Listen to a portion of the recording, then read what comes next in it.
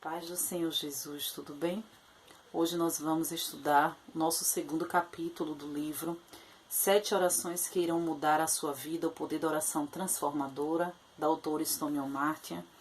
E estamos no propósito de 7 sextas-feiras estudando as 7 orações desse livro. O capítulo de hoje ele tem por título Oração de Salvação. A oração de salvação traz a misericórdia e a graça de Deus. A graça de Deus é para aqueles que vivem em seu reino e cujo reino vive neles. Não é possível receber a graça de Deus a menos que o recebamos. É uma dádiva que está com Deus em suas mãos. Graça e misericórdia são muito parecidas. A graça acontece quando Deus se abstém de castigar uma pessoa culpada. A misericórdia é a compaixão de Deus por nosso sofrimento, que vai além do que se pode esperar. Precisamos de ambas. Se não fosse pela graça e pela misericórdia de Deus, não seríamos salvos, pois a Bíblia diz, vocês são salvos pela graça. Efésios, capítulo 2, versículo 8. E devido à sua misericórdia, ele nos salvou. Tito, capítulo 3, versículo 5. Antes de conhecermos Jesus, éramos culpados e miseráveis, mas a graça e a misericórdia de Deus nos salvaram. Graça tem a ver com tudo que diz respeito a Deus. Ele a faz, não a nós, não nós. A graça é sempre uma surpresa. Você acha que não vai acontecer e acontece. A oração de salvação dá acesso ao reino de Deus. Salvação é mais do que Jesus fez por nós na cruz do Calvário. É Jesus vivendo em nós. Você pode ter nascido em uma família cristã ou frequentado uma igreja durante toda a sua vida, mas se não tiver feito a oração de salvação e tiver dito a Deus que deseja receber Jesus como Salvador, não nasceu para o reino de Deus. Você não pode herdá-lo, obtê-lo por osmose, transplante ou implante, nem pedir para uma estrela consegui-lo. Você tem de declarar sua fé em Jesus Cristo. Se quiser uma vida de Jesus, se quiser a vida de Jesus em você, apenas diga, Jesus, eu o reconheço neste dia. Creio que é o Filho de Deus. Embora seja difícil compreender um amor tão grande, acredito que você entregou sua vida por mim, para que eu pudesse agora ter vida eterna e abundante. Peço que me perdoe por não viver como você quer. Preciso que me ajude a me tornar tudo que me criou para ser. Vem para a minha vida e enche-me com o seu Espírito Santo. Que toda morte em mim seja ocupada pelo poder de sua presença e que este dia transforme minha vida em um novo começo. Se você não sente a vontade com essa oração, converse com Jesus como conversaria com um bom amigo e confesse que cometeu os erros. Diga-lhe que você não pode viver sem ele. Peça-lhe para perdoá-lo e entrar em seu coração. Fale que você o recebe como o Senhor e agradeça a vida eterna e o perdão que ele lhe deu. A oração de salvação liberta da culpa. Todos têm algum tipo de culpa, por erros do passado. Às vezes por coisas que sabemos que fizemos. Outras, trata-se de um grande arrependimento pelo que julgamos poder ter evitado. E às vezes a culpa é por violarmos certas leis naturais que nem sabíamos ter violado. Seja qual for a razão, a culpa nos oprime com um peso esmagador. E a menos que seja eliminado, ela nos separa da plenitude de vida. O que e quem pode levar essa culpa embora? Uma amiga que diz, não se preocupe, não foi culpa sua? Você não pode se sentir assim? Não faz você se livrar do que sente lá dentro. Somente o perdão de Deus pode fazer isso. Quando fazemos oração de salvação para recebermos Jesus como nosso Salvador, somos imediatamente libertados do castigo de nossos erros. Pela primeira vez, estamos livres de precisar encarar o fracasso de nosso passado. A oração de salvação traz paz e vida abundante. Ao orar para receber Jesus como seu Salvador, você tem a paz de saber que seu futuro está seguro. A palavra de Deus diz, a vontade de meu Pai é que todo aquele que olhar para o Filho e nele crer tenha vida eterna e eu o ressuscitarei no último dia. João capítulo 6, versículo 40. Seu futuro nesta vida também está seguro. Deus promete que se você reconhecer como Salvador, Ele irá guiá-lo em segurança aonde você precisa ir. Reconheça o Senhor em todos os seus caminhos e Ele endireitará as suas veredas. Provérbios capítulo 3, versículo 6. Isso não significa que no mesmo instante teremos todos os nossos problemas resolvidos e nunca mais conheceremos a dor, mas teremos o poder dentro de nós para atingir o nosso potencial. Quando Jesus morreu na cruz, Ele também ressuscitou dos mortos, para quebrar o poder da morte sobre qualquer pessoa que receber sua vida. Jesus venceu a morte, seja no fim da vida ou nas múltiplas formas enfrentadas diariamente. Na morte de nossos sonhos, finanças, saúde ou relacionamentos, Jesus pode trazer sua vida para ressuscitar qualquer lugar morto em nós. Portanto, não temos de nos sentir sem esperança. Para todos que se abrem, Ele também dá qualidade de vida abundante, satisfatória e cheia de sentido. Ele transcende nossas limitações e nos permite fazer coisas que nunca pudemos a parte dele. Jesus é o único que pode nos dar vida antes da morte e vida após a morte. Sem Ele, morremos um pouco a cada dia. Com Ele como nosso Salvador, nos tornamos cada vez mais vivos.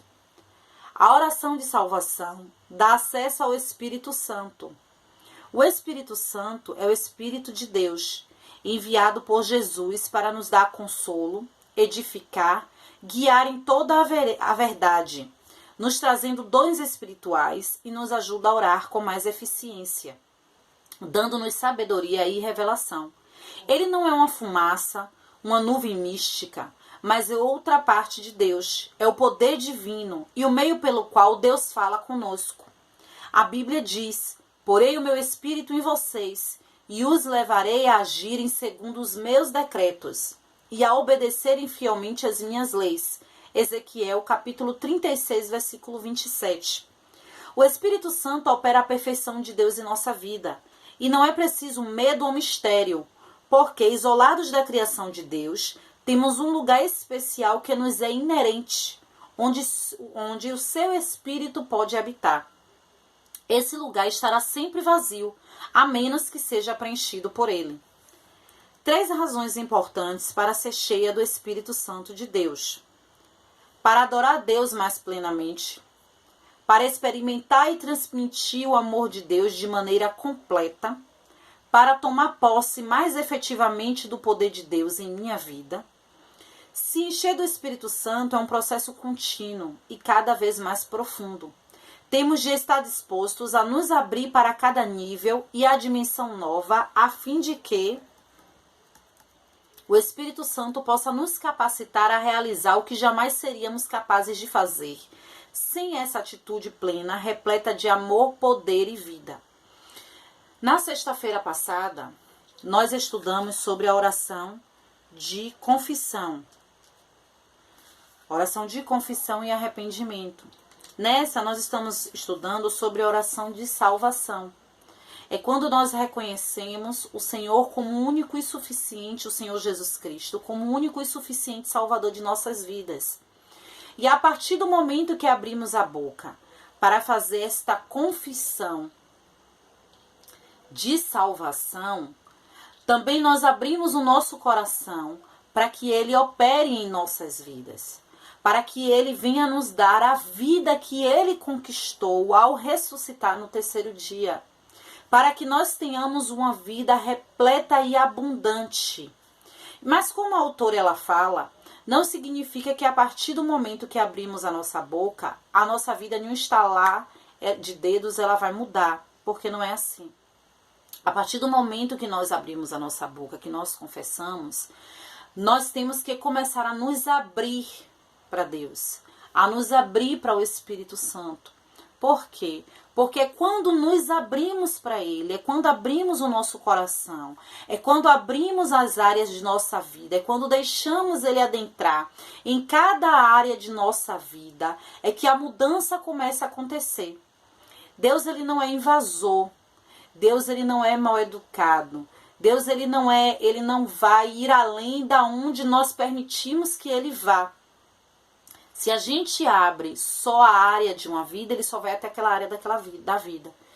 Se a gente abre todas as áreas, ele vai entrar em todas as áreas e vai transformar todas as áreas. Mas para isso é necessário que nós passamos a dar permissão a ele. É necessário que nós chegamos e abrimos o nosso coração de forma a dar espaço para ele trabalhar da forma que ele quer. Para ele melhorar a nossa vida, para ele vir fazendo tudo que necessitamos na nossa vida, seja cura, seja libertação, seja transformação. Então, para ele fazer, é necessário ele ter espaço para fazer, é necessário ele ter permissão para fazer. Então, não basta somente abrir a boca e confessar o Senhor Jesus Cristo como o único e suficiente Salvador. Esse é só o primeiro passo. Os outros passos nós temos que dar dia a dia que vivemos com Deus. A dia que nós vivemos com Deus, nós temos que estar dando permissão para ele adentrar em áreas de nossas vidas que muitas vezes nós nem sabíamos que precisávamos de alguma mudança, que precisávamos que ele entrasse e fizesse algo. Então, para isso é necessário que primeiro, quando fizermos a oração de confissão, a partir daí nós começamos a orar e pedir a ele: Senhor, entra. Entra onde o Senhor tem que entrar. Faz o que o Senhor tem que fazer. Muda o que o Senhor tem que mudar. Mostra as áreas de minha vida que o Senhor precisa entrar, que o Senhor precisa mudar, que o Senhor precisa fazer. Porque aí sim ele vai fazer. E é quando damos a liberdade, porque ele vai começar a fazer. Muita coisa é dolorido, muita coisa é doloroso. A mudança, ela nunca é fácil. Mas nós temos que entender que é para o nosso bem, porque a vontade de Deus, ela é boa, ela é perfeita, ela é agradável. Então, nós temos que entender que a mudança que vem de Deus para a nossa vida, a gente pode não entender no início, a gente pode não compreender o porquê, a gente pode até questionar, mas nós temos que entender que é para o nosso bem. Nós temos que entender que é para o nosso crescimento, que é para o nosso amadurecimento, é para que possamos alcançar um novo nível. É para que possamos alcançar um novo estágio de nossa vida, seja emocional, seja psicológico, seja espiritual. Então, quando a mudança de Deus ela vem em nossa vida, ela não vem simplesmente por algo de uma mudança qualquer. Não, ela vem com um propósito maior. O primeiro propósito, o de nós alcançarmos um novo nível. O segundo propósito, para que Deus ele trabalhe mais em nossa vida. E o terceiro propósito, para que Deus ele trabalhe mais através de nossas vidas e que outras vidas sejam alcançadas através desse trabalhar. Então, o propósito de Deus de nossa vida não é somente o nosso crescimento, mas é também o alcance de outras pessoas. É o crescimento do reino de Deus, é a disseminação da palavra de Deus. E a oração de salvação, ela vem nesse sentido, da gente entender que eu fiz a oração de salvação, eu confessei o Senhor como Salvador de minha vida. Agora eu preciso dar espaço para que Ele possa trabalhar em minha vida e que através de minha vida outras pessoas também possam alcançar a salvação. Outras pessoas também possam conhecer o Senhor como um único e suficiente Salvador. Então, essa oração de salvação, ela vem nesse sentido. O sentido de nos mostrar que quando Jesus ele ressuscitou, ele não dá somente a vida eterna, mas ele vem trazendo a graça e a misericórdia. E a graça, o que é a graça? É o que não merecemos. A graça é um favor imerecido. A gente não merece a graça de Deus. A gente não tem o porquê ter a graça de Deus. Mas Deus ele nos concede. E se hoje estamos de pé, é porque é graça. Se respiramos é porque é graça. Se temos saúde é porque é graça. É a graça de Deus que nos sustenta. É a graça de Deus que nos segura. É a graça de Deus que nos fortalece. E é a misericórdia de Deus. É a misericórdia de Deus e o seu infinito amor que nos traz o privilégio de poder viver uma vida abundante, uma vida repleta, uma vida plena. Não é uma vida sem dor, não é uma vida sem luta, não é uma vida sem enfrentar desafios. Mas é uma vida entendendo que não estamos sozinhos. É uma vida que enfrentamos tudo que tivermos que enfrentar, se for dor, se for luta, se for desafio, o que quer que seja que venha, mas nós temos a certeza que temos a graça de Deus sobre a nossa vida, mas nós temos a certeza que não estamos sozinhos. Então, este é o capítulo de estudo de hoje, a oração de salvação, que não é só a confissão, mas é também o se apossar do que veio com a salvação para as nossas vidas. Do que Jesus ele nos dá. E ele nos dá a graça, a misericórdia. Ele nos dá a salvação e ele nos dá a graça e a misericórdia. Agora vamos ler as questões que a autora ela nos sugere como reflexão e oração. Naquele sentido de que você lê a questão e você reflete sobre a questão. Como já foi falado, se você quiser anotar, você pode anotar. Se você quiser ter um caderno para isso, é muito bom. Se você vê que é necessário você chamar o seu líder para conversar a respeito disso, também é muito bom. Vá até seu líder, até seu pastor, até sua pastora.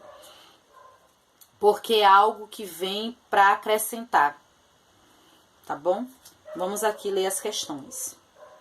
Você convive com a sombra do remorso e não consegue se perdoar por seus atos passados? 2.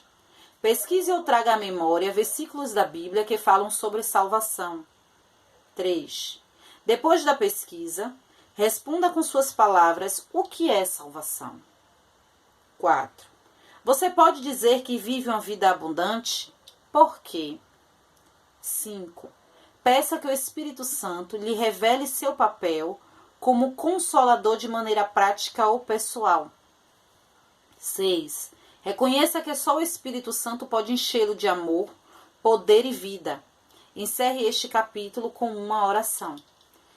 Então, pensem nessas questões, reflitam, respondam e orem em cima dela, para que o Senhor ele traga à sua memória tudo o que precisa ser feito, tudo que precisa ser mudado, tudo que precisa ser transformado, as áreas que ele quer entrar, a transformação que ele quer fazer na sua vida. Amém? A paz do Senhor e até a próxima.